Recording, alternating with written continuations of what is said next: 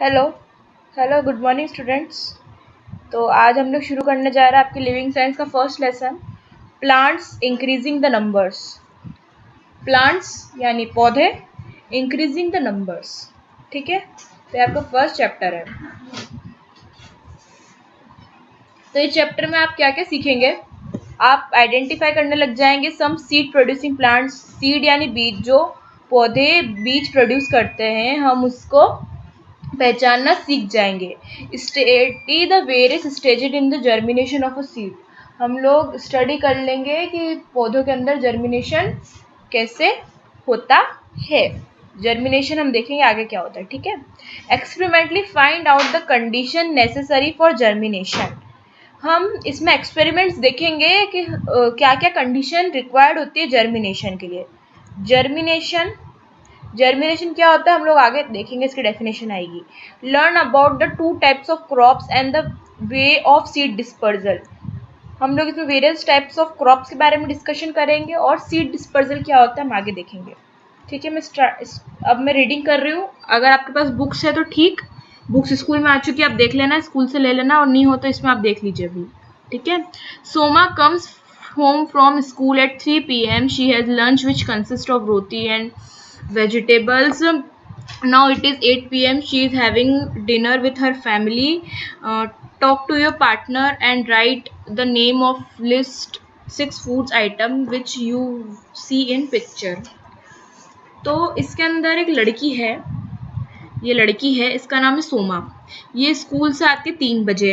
आप लोग भी इसी टाइम पर आते हैं, फिर आप घर जाके आप लोग भी रोटी सब्जी, आपकी मम्मी कुछ ना कुछ आपको देती है स्नैक्स में। लंच तो करते हैं पर हमको कुछ और खिलाती है ना मेरी मम्मी, जैसे कुछ लोगों को दाल चावल खिलाती होगी मम्मियाँ, कुछ को रोटी सब्जी खिलाती होगी। तो इसको भी ना रोटी और वेजिटेबल्स की मम्मी दे रही है। और अब 8 बज गए और 8 बजे ये इसकी फैमिली के साथ डिनर कर रही है। आप लोग भी करते होंगे डिनर रात में, सब लोग करते डिनर। तो आपको आपके दोस्त से बात करनी है कि ये लोग क्या खा रहे हैं इस पिक्चर के अंदर। तो मैं आपको बता देती हूँ, ये लोग राइस खा रहे हैं और चपाती है, ये कोई सी सब्जी है, ये सैलेड है। तो आपको 6 आइटम लिखने हैं कि ये लोग क्या क्या खा रहे हैं। दाल है, ठीक है। अब हम आगे देखते हैं कि क्या लिखा। Our life depends on nature. हमारी जो लाइफ है वो काय पे डिपेंड होती है, प्रकृति पे। Plants are a major part of nature. Plants क्या होते हैं, एक बहुत महत्वपूर्ण पार्ट होते हैं नेचर के। प्लांट हमें क्या देते हैं, फूड देते हैं। सीरियल्स, सीरियल्स मीन्स अनाज। मैं आप लोगों को एक चीज़ व्हाट्सअप करूँगी ग्रुप पे, वर्ड मीनिंग व्हाट्सअप करूँगी आपको, आप लोगों को आ जाएंगे। जैसे आपको वीडियो मिलेगा तो आप लोगों को वर्ड मीनिंग्स अपनी फेयर कॉपी में नोट करने हैं। सभी लोगों को एक 4 लाइन की कॉपी बनानी है, उसके अंदर आप लोगों को मीनिंग्स नोट करने हैं।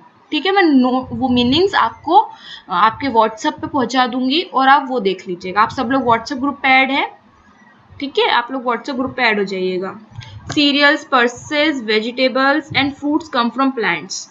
तो सीरियल्स क्या होता है, अनाज। पल्सेस मीन्स दालें, वेजिटेबल्स मीन्स सब्जियां, फ्रूट्स मीन्स फल। ये सब कहाँ से आते हैं, प्लांट से आते हैं। Sugar and oil too are obtained from plant. Sugar, sugar यानी चीनी, ऑयल यानी तेल। अब शुगर प्लांट से कैसे आता है, हम गन्ना खाते हैं और गन्ना प्लांट से आता है और गन्ने से क्या बनती है, शुगर। तो शुगर कहाँ से आती है, प्लांट से। और ऑयल्स कहाँ से आते हैं, ऑयल आते हैं हमारे ग्राउंडनट। ग्राउंडनट मतलब मूंगफली, सोयाबीन, इन सब के ऑयल आते हैं। तो ये सब क्या आते हैं, प्लांट से आता है ये सब कुछ।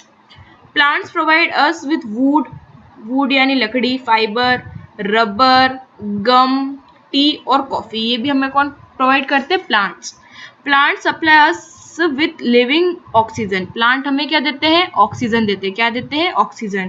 Plants help to reduce soil erosion. Soil erosion, erosion भी आपका वर्ड मीनिंग में है, देख लेना और इसको नोट करना। इरोजन यानी होता है कटाव। सॉइल का जो कटाव होता है ना, उससे हमें प्लांट्स बचाने में हमारी हेल्प करते हैं। Life on earth can not exist without plants. We need to grow more and more plants since we depend on them. More plants would mean a continuous supply of plants products to meet our needs. Life on earth, earth पे, अपनी पृथ्वी पे जीवन संभव नहीं है जब तक कि यहाँ पे प्लांट्स ना हो। क्योंकि प्लांट्स नहीं होगा तो हमारे पास पेड़ पौधे नहीं होंगे, पेड़ पौधे नहीं होंगे तो हम लोग जिएंगे कैसे? हमें क्या चाहिए? हमें ग्रो करने के लिए प्लांट्स चाहिए, हमें प्लांट्स चाहिए और उसी से हम लोग ग्रो करेंगे क्योंकि हमें उससे भोजन मिलेगा। और ज़्यादा प्लांट्स मतलब हमको प्लांट्स प्रोडक्ट ज़्यादा मिलेंगे, जितने ज़्यादा प्लांट्स होंगे उतने ज़्यादा हमें प्रोडक्ट्स मिलेंगे, हमें फल ज़्यादा मिलेंगे, हमें सब्जियाँ ज़्यादा मिलेगी। तो जितने ज़्यादा प्लांट्स होंगे उतने ज़्यादा उसके प्रोडक्ट्स मिलेंगे, ताकि हम अपनी नीड्स को पूरा कर सकें। हमारी नीड क्या? हमारी नीड है भोजन, सबसे बड़ी हमारी नीड है भोजन, तो वो हम इससे पूरा कर पाएंगे। Cereals grain used for food such as wheat, oats और कॉर्न। सीरियल्स क्या होते हैं? ग्रेन होते हैं जो हम भोजन में यूज करते हैं, जैसे कि व्हीट होता है गेहूं, ओट्स यानी होता है थुली, और कॉर्न मतलब होता है मक्का। ठीक है, अब मैं आगे बता रही हूँ आपको। न्यू प्लांट्स फ्रॉम सीड, जो नए पौधे होते हैं वो सीड से कैसे आते हैं? Why does a plant produce so many seed? एक प्लांट इतने सारे सीड क्यों प्रोड्यूस करता है? They do so because new plants grow from seed. ऐसा इसलिए होता है क्योंकि जो नए प्लांट्स होते हैं वो सीड से पैदा होते हैं। Yet all seed do not grow into new plant. हालांकि सारे जो सीड होते हैं वो नए प्लांट नहीं बनते। अब मुझे इसमें आपको क्या समझ में आया कि प्लांट सीड क्यों प्रोड्यूस करता है? सीड यानी बीज, ठीक है, क्यों प्रोड्यूस करता है? आम के अंदर सीड क्या होती है? उसकी गुठली, और उसकी गुठली अगर आप बोएंगे तो एक नया पौधा बन जाएगी आम का। तो प्लांट सीड इसलिए प्रोड्यूस करते हैं ताकि वो नए पौधे बना सके। ठीक है, अब कुछ सीड्स उगते नहीं है, कुछ सीड्स नए प्लांट्स में नहीं उगते हैं। ठीक है, ऐसे होते हैं कुछ seeds. Some plants are not fully grown when they are separated from their parent plants. Some seeds are not fully grown when they are separated from their parent plants. Some seeds are destroyed by strong winds or heavy rain or are eaten by insects or animals. Some do not get the right soil or enough air and water. कुछ seeds जो होते हैं वो अपने पूरे बड़े क्यों नहीं हो पाते? मैंने पूछा था ना आपको कि yet all seeds do not grow into new plant. सारे seeds नए पौधे नहीं बनते। क्यों नहीं बनते? क्योंकि कुछ सीड्स जो होते हैं वो पूरी तरह से डेवलप नहीं हो पाते। जब हम उन्हें तोड़ लेते हैं कच्चे रह जाते हैं, हरे हरे रह जाते हैं, वो पूरे बन नहीं पाते हैं। तो इसकी वजह से क्या होता है, वो बड़े नहीं हो पाते हैं। और कुछ सीड क्या होते हैं, हवा बहुत तेज होती है तो उसके कारण उड़ जाते हैं। और कुछ सीड्स जो होते हैं वो इंसेक्ट्स खा जाते हैं, कीड़े लग जाते हैं। सुना होगा ना आपने कि कीड़े लग गए, तो सीड्स खा जाते हैं तो फिर उससे कुछ निकलता ही नहीं है। या फिर क्या होता है, उससे अच्छी मिट्टी नहीं मिलती है, हवा नहीं मिलती है, पानी नहीं मिलता है। Such seeds do not grow into new plants. इसलिए ये seeds क्या होते हैं, नए पौधे नहीं बना पाते। Seeds that survive and get favorable condition for growth grow into new plants. Let us do an activity to see the parts of a seed. Seeds क्या होते हैं, वो survive तभी करते हैं जब उनको favorable conditions मिलती है उनके grow करने के लिए। Seed कब जी पाते हैं? जब उन्हें favorable condition मिलती है। favorable condition मतलब फेवरेबल मतलब क्या होता है? पहली बात तो वर्ड मीनिंग के अंदर मैंने फेवरेबल भी डाला है। आपके जो वर्ड मीनिंग्स है ना उसके अंदर मैंने लिखा है फेवरेबल। फेवरेबल यानी होता है अनुकूल, अनुकूल स्थितियां होनी चाहिए। अगर हमको भोजन पानी नहीं मिलेगा तो हम लोग भी सर्वाइव नहीं कर पाएंगे। सर्वाइव रहना होता है जीवित रहना, ये भी वर्ड मीनिंग के अंदर है। सर्वाइव होता है जीवित रहना, हम भी जीवित नहीं रह पाएंगे अगर हमें हमारी कंडीशन फेवरेबल ना हो। तो ऐसे सीड्स का भी है, वो तभी जीवित रह पाएंगे जब उन्हें फेवरेबल कंडीशन मिलेगी ग्रो करने के लिए, नए प्लांट्स बनने के लिए। अब हम एक एक्टिविटी करेंगे जिससे आप सीड्स देख सकते हैं। सोक सम ग्राम सीड। ग्राम मतलब क्या होता है? चना। चना आपके घर पे पड़ा होगा, आपकी मम्मी को कहना, और चने को क्या करना, पानी के अंदर डाल देना for a few days. Take one of the seeds, you will notice that it has an outer covering which has swelled because the seed was in water. This outer covering is called seed coat. आप क्या करना, आपकी mummy को बोलना कि mummy मुझे चना दे दो। चना होता है ना, मम्मी को बोलना, मम्मी दे देगी। तो चने को आप क्या करना, एक कटोरी लेना, उसके अंदर पानी डालना और चने को आप 4-5 दिन के लिए छोड़ देना। ठीक है, तो आप देखोगे कि चना सूज गया और उसके ऊपर एक कवरिंग है, उसको हम क्या कहते हैं? Seed coat. क्या कहेंगे? Seed coat. अभी तो स्कूल नहीं लग रहा, आप घर पे एक्टिविटी ट्राई करना कि आप एक चना लेना, उसे आप बॉल के अंदर पानी डाल के उसमें रख देना, तो उसमें क्या होगा, वो सूज जाएगा और उसके ऊपर एक कवरिंग से दिखाई देगी जिसे हम क्या कहते हैं? Seed coat. और आप क्या करना, remove the seed coat, you will see 2 seed leaves or cotyledons, separate them and you will find a baby plant inside this. This baby plant has a teeny shoot and a teeny root. आप क्या करना, उस आपको एक coating दिखाई देगी, उसके ऊपर छिलका दिखाई देगा, आप उस छिलके को क्या करना, छील लेना, तो आपको क्या दिखेगा कि उसमें से 2 पत्तियां निकल रही है, ठीक है, जिसे हम क्या कहते हैं, कोटिलिडोन्स। क्या कहते हैं, कोटिलिडोन्स। जो पत्तियां होगी ना उसे हम क्या कहेंगे, कोटिलिडोन्स। अब आप क्या करना, वो जो चना है उसके से चने में आपको ऐसी लाइन सी दिखाई देगी, आप उस चने को तोड़ लेना। उस चने का जब तोड़ोगे तो आपको उसके अंदर से एक बेबी प्लांट दिखेगा, बेबी प्लांट यानी बाबू प्लांट, ठीक है। This baby plant has a tiny shoot. उस बाबू प्लांट के ऊपर क्या होगी, एक टीनी शूट। शूट मतलब अंकुर। आप देखना ऐसा दिखाई देगा, ये इस टाइप का दिखाई देगा।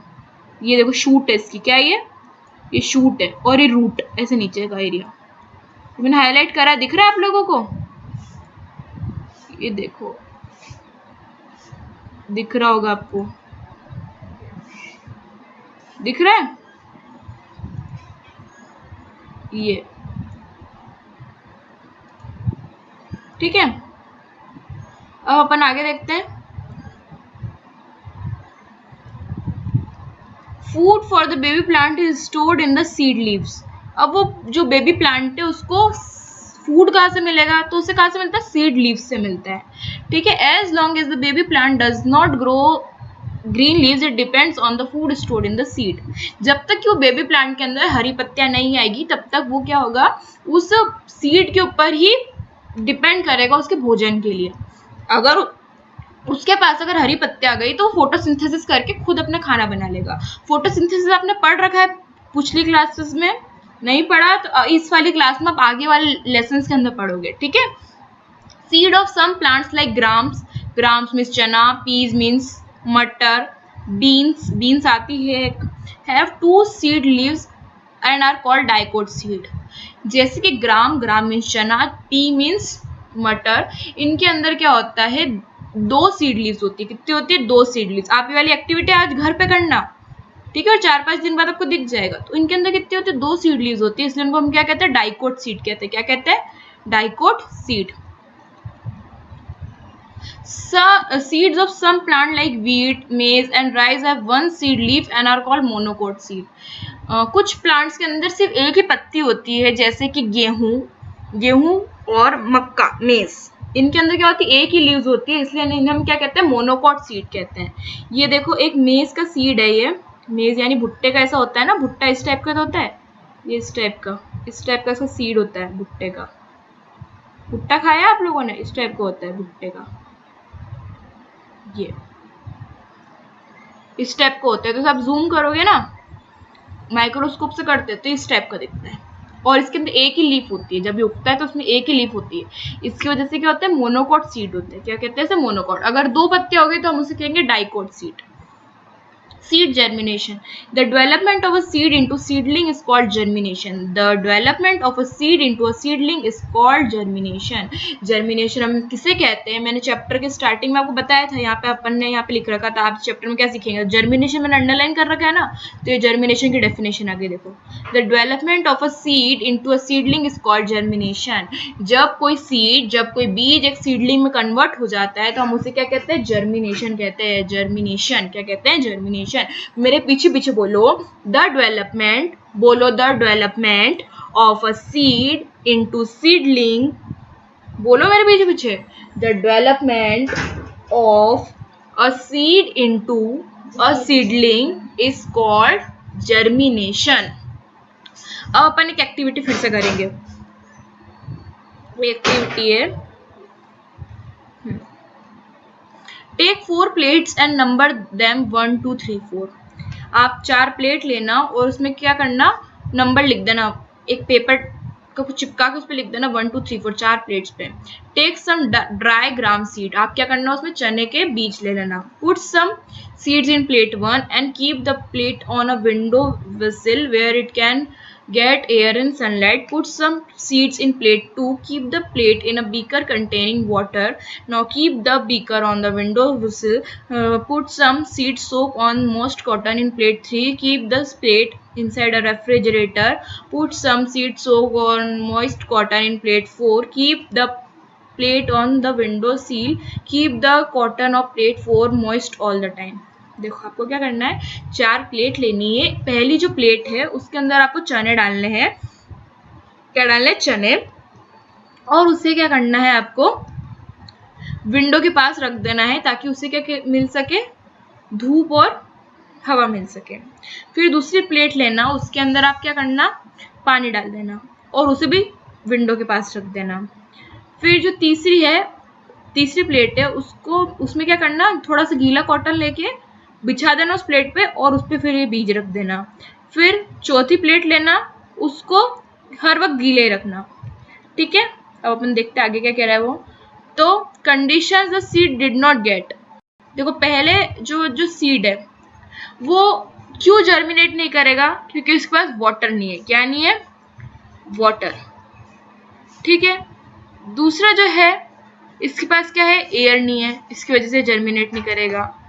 तीसरे के पास जो है, इसके पास है एयर वाटर, पर इसके पास सनलाइट नहीं है, इसकी वजह से जर्मिनेट नहीं करेगा। और चौथे पास है एयर वाटर और वार्मथ, इसकी वजह से क्या करेगा, जर्मिनेट कर देगा। यानी इस पे क्या आएगा, yes. You will notice that only the seeds in plant 4 have germinated. आप ये देखोगे कि सीड जो है वो प्लांट 4 के अंदर जर्मिनेट कर गया है। This shows that air, moisture and warmth are the necessary condition for the germination. तो आपको क्या इससे प्रूव हो रहा है, इस लाइन को अंडरलाइन कर लो आप सब लोग अपनी बुक में। This shows that air, moisture and warmth are the necessary condition for germination. इससे हमको क्या पता चलता है कि हवा, मॉइस्चर यानी पानी, वार्मथ मतलब सनलाइट गर्मी, तो ये तीन क्या है, नेसेसरी कंडीशन है जर्मिनेशन के। अगर इसमें से कोई एक भी चीज अगर सीड के पास नहीं होगी तो वो जर्मिनेशन नहीं करेगा। क्या नहीं करेगा? जर्मिनेशन। तो जर्मिनेशन करने के लिए हमें तीन चीजें चाहिए, वो है एयर, मॉइस्चर, वार्मथ। बोलो, air, moisture, warmth. This is because a germinating seed needs air to breathe. Water also makes the seed coat soft. This helps the baby plant to break the seed open and come out. Warmth is needed for the cells of the seed to become active. तो germination जो germinate करते हैं जो seeds, उनको क्या चाहिए, हवा चाहिए ताकि वो सांस ले सके। आपको भी सांस चाहिए ना, ऐसे सीड्स को भी क्या चाहिए, सांस चाहिए ताकि वो हवा ले सके। वाटर इससे चाहिए ताकि वो सीड का जो कोट है उसे सॉफ्ट कर सके। तो बहुत हार्ड जो होती है वो कोट होती है, तो उस कोट को उससे सॉफ्ट करने के लिए पानी चाहिए। और गर्मी इसलिए चाहिए ताकि वो बेबी प्लांट है उसके जो सेल्स है वो क्या हो, एक्टिव हो जाए, जिसकी वजह से वो बाहर आ जाएगा। ठीक है। अब इसके अंदर तो कुछ स्टेजेस है। स्टेजेस है, जैसे स्टेजेस ऑफ लाइफ भी होती है ना, जैसे आप पहले छोटे थे, फिर अब आप थोड़े से किड्स बन चुके हैं, फिर आप जैसे जैसे आप अगली अगली क्लास में जाते जाएंगे आप वैसे बड़े होते जाएंगे। ठीक है। फिर एक बार आप बहुत बड़े व्यक्ति बन जाएंगे, फिर आप बुढ़े होंगे। ऐसे सबकी स्टेजेस होती है, हमारी लाइफ की भी स्टेजेस होती है, ऐसे इन सीड्स की भी लाइफ की स्टेज होती है। Soak some gram seed in water. You will notice that soaked seed is swollen because it has absorbed water. Its coat has become soft. Now put this soaked seeds on a piece of wet cloth tied over the mouth of jar. तो आपको क्या करना है, कुछ ग्राम seeds, वही चने के जो बीज है उसे आपको पानी के अंदर डालना है। फिर आपको क्या करना है, वो फूल जाएंगे। फिर आपको क्या करना है, उनका कोट्स, आपको कुछ नहीं करना है, आपको क्या करना है, एक कुछ आपको चने के बीज लेने हैं, उनको आपको पानी में डालना है। अब आप देखोगे कि वो जो सीड है वो क्या हो गए, फूल चुके हैं और उनके ऊपर एक कोट बन चुकी है, वो की बहुत सॉफ्ट हो चुकी है मतलब। अब आपको क्या करना है, इन जो ये जो आपके पास जो सीड्स हैं, जो गीले सीड्स हो चुके हैं, इसको आपको एक गीले कपड़े पे रखना है। ठीक है।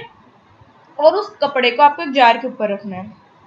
जार समझते हैं, इस टाइप का एक जार है, इसके ऊपर आपको कपड़े के ऊपर वो बीज रखना है। The root grows downward towards the gravity and the shoot grows upward towards sunlight. This seedling grows and becomes a plant. जो रूट है वो कहाँ पे, नीचे कहाँ की तरफ जा रही है, नीचे की तरफ। नीचे क्या लगती है, ग्रेविटी। अर्थ ग्रेविटी लगाती है ना, तो ये जो है रूट्स, ये देखो नीचे जा रही है, नीचे की तरफ ग्रो कर रही है। रूट्स कहाँ पे ग्रो करेगी, नीचे की तरफ ग्रो कर रही है। और रूट ग्रोस डाउनवर्ड्स, रूट कहाँ पे ग्रो कर रही है, डाउनवर्ड ग्रो कर रही है। And the shoot grows upward, और ये जो शूट से जो बाहर निकल रही है ना, इसे हम क्या कहते हैं, शूट। ये किधर ग्रो करेगी, अपवर्ड, किसकी तरफ, सनलाइट की तरफ। तो ये क्या बताता है, ये जो सीड्स है ना, ये अब क्या बन जाएंगे, प्लांट्स बन जाएंगे। ठीक है, इनको सारी नेसेसरी कंडीशन मिल चुकी है, अब ये ग्रो करेंगे और प्लांट बन जाएंगे। अब डिस्पर्जल ऑफ सीड, डिस्पर्जल यानी फैलाव। अब ये जो सीड्स है इसका फैलाव कैसे होता है। Plants are fixed to the ground and cannot be moved from one place to another. If all baby plants grow near the parent plant, not all would survive. They would not get enough sunlight, food, water, and space to grow. Hence, there are some agents in nature to scatter the seed. These agents carry the seed of fruit away from their parent plant. This process is called dispersal. Plants जो होते हैं वो ground पे उगते हैं, but उनको हम एक जगह से दूसरी जगह नहीं ले जा सकते हैं। उनको एक बार अगर आप ग्राउंड फिक्स कर देते हैं तो फिर उनको एक जगह से दूसरी जगह नहीं ले जाते। तो क्या होता है, जो बेबी प्लांट्स होते हैं, अगर वो उसके पेरेंट प्लांट जो उसका जो मुख्य प्लांट है जिससे वो आया है उसी के नीचे अगर उगने लग जाएगा तो उसे ना ही पानी ढंग से मिलेगा, ना ही सनलाइट मिलेगी, क्योंकि जो पेरेंट प्लांट है वो तो बड़ा है और उसकी क्या छाँव होगी तो उसको सनलाइट अच्छे से नहीं मिलेगी और पेरेंट प्लांट सारा पानी पी जाएगा और ना उसे हवा लगेगी। तो उसके नीचे ही अगर ये बीज अगर ऊपर से पेड़ से गिरा और नीचे अगर उग गया तो वो ज़्यादा अच्छे से सर्वाइव नहीं कर पाएगा। ठीक है, तो इसकी वजह से नेचर है, नेचर प्रकृति ने क्या कर रखा है, कुछ एजेंट्स बना रखे हैं जिसकी वजह से जो बीज है वो एक जगह से दूसरी जगह पहुंच जाते हैं। ठीक है, और इस प्रोसेस को हम क्या कहते हैं, डिस्पर्जल कहते हैं। क्या कहते हैं, डिस्पर्जल। डिस्पर्जल मीन्स फैलाव। ये आपके वर्ड मीनिंग्स के अंदर मैंने लिख रखा है, आप लोग आपकी कॉपी और कॉपी के अंदर नोट करेंगे। डिस्पर्जल क्या होता है, फैलाव। बीजों का एक जगह से दूसरी जगह तक जाना, उसका फैलाव या तो नेचर करेगा या वाटर करेगा या फिर हम लोग करते हैं। ठीक है, तो इसके बहुत सारे एजेंट्स होते हैं जिसकी वजह से ये बीज एक जगह से दूसरी जगह पहुंच जाते हैं। ओके, तो इसे हम क्या कहते हैं, डिस्पर्जल कहते हैं। अब आगे का लेसन में है agents of dispersal. Dispersal is agents कौन कौन से होते हैं डिस्पर्जल के। ठीक है, dispersal is carried out by wind, water, animals and by the explosion of foods. Explosion means फूटना, विस्फोट। This the special structure of certain seed and fruit help us this seed in dispersal. तो जो dispersal होता है वो किस किस के द्वारा होता है, विंड, वाटर और एनिमल्स के या फिर फ्रूट्स के फटने से। ठीक है, the special structures of certain seed and fruit help this seed in dispersal. उन जो सीड्स होते हैं उनका जो स्ट्रक्चर है वही अलग टाइप का होता है, वो इस टाइप का होता है कि वो खुद ही डिस्पर्जल, जो डिस्पर्जल तब होता है तब उनके हेल्प करते हैं। जैसे कि सीड्स ऑफ कॉटन, मादर एंड हिप्टेज। देखो कुछ सीड्स के ऊपर क्या होते हैं, हेयर्स होते हैं। हेयर्स के कारण क्या होता है, वो उड़ जाते हैं। ये देखो फुद्दी देखी है आप लोगों ने, फुद्दी, फुद्दी देखी है, उसके अंदर ऐसा सीड होता है और उसके ऊपर ऐसे सफेद सफेद कलर के बाल होते हैं, वो उड़ती रहती है। तो उड़ती क्यों है फुद्दी, क्योंकि उसके ऊपर सफेद बाल होते हैं, उसकी वजह से क्या होता है एक जगह से दूसरी जगह पहुंच जाती है। और कुछ सीड्स के अंदर विंग्स होते हैं, क्या होते हैं, विंग्स, उसकी वजह से वो एक जगह से दूसरी जगह पहुंच जाते हैं। ये लोटस का है, ये कोकोनट है। डिस्पर्जल, ये लिख लेना आप लोग, the process of scattering of seeds through agents of nature, उसे हम क्या कहते हैं, डिस्पर्जल कहते हैं। तो आज के लिए इतना ही इस लेक्चर में। ये लेक्चर 1 है आपका इस चैप्टर का, तो इसमें मैंने आपको जितना पढ़ा है उसको आप देख लेना और मीनिंग्स जो है वो आप आपकी फेयर कॉपी में नोट कर लेना। अगली बार मैं आपको ये वाला चैप्टर पूरा करवाऊंगी लेक्चर 2 के अंदर। ये चैप्टर इतना है, इतना हम पूरा करेंगे और फिर इसके बाद हम इसके क्वेश्चन आंसर्स लिखेंगे। जिन बच्चों के पास बुक्स हैं वो बच्चे ये जितने भी मैंने अंडरलाइन करे वो आपकी बुक्स के अंदर आप ऐसे अंडरलाइन कर लेना पेंसिल से, और जो मीनिंग्स है वो लिख लेना। मैं आपको व्हाट्सअप कर रही हूँ, ठीक है। और अब आप लोग ऐसे ही पढ़ाई करते रहिएगा, ठीक है।